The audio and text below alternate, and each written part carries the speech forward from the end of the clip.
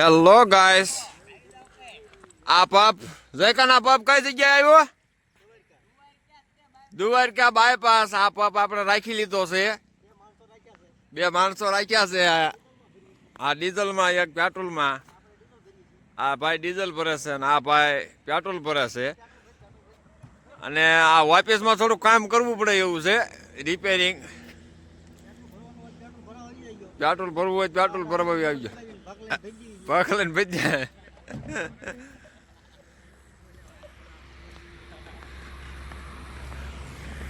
આ જ્યાં લગી દેખાય બધું આપણું જ છે.